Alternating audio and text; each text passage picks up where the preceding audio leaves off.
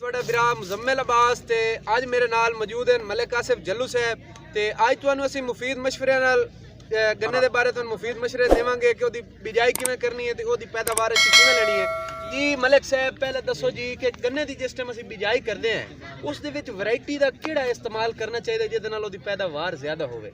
Variety अच्छी इस्तेमाल करनी चाहिए जी जी कि जिसको बीमारी भी कम लगे और पैदावार भी ज़्यादा। मतलब ਤੁਹਾਡਾ ਇਹ ਮੰਨਣਾ ਹੈ ਕਿ ਵੈਰਾਈਟੀਆਂ ਗਲਤ ਵੀ ਹਨ ਤੇ ਵੈਰਾਈਟੀਆਂ ਸਹੀ ਵੀ ਹਨ ਜਿਹਦਾ ਕਿਸਾਨ ਸਹੀ ਤਰ੍ਹਾਂ ਤੇ ਇੰਤਖਾਬ ਨਹੀਂ ਕਰ ਸਕਦਾ। ਸਹੀ ਇਹਦੇ ਵਿੱਚ ਸਾਨੂੰ ਇਹ ਦੱਸੋ ਕਿ ਜਿਹੜੀ ਚੰਗੀ ਵੈਰਾਈਟੀ ਚੰਗੀ ਪੈਦਾਵਾਰ ਦੇਣ ਵਾਲੀ ਉਹ ਕਿਹੜੀ ਕਿਹੜੀ ਵੈਰਾਈਟੀ ਹੈ ਜ਼ਰਾ ਸਾਨੂੰ ਉਸ ਦੇ ਉੱਤੇ ਜਿਹੜਾ ਹੈ ਥੋੜਾ ਜਿਹਾ ਬਰੀਫ। 458 है ਸਹੀ ਸਹੀ 309 ठीक। ये सारी वैरायटी यदि कोई शनाख्त दा या इस दी कोई मतलब कि दी पहचान एक जिम्मेदार नु किवें हो सी यदि कोई पहचान का डंडा मोटा होता है, सही आठ का छोटा होता है। सही मतलब गन्ने दा साइज दा हिसाब होंदा है मतलब किसे दा मोटा होंदा है किसे दा पतला होंदा है।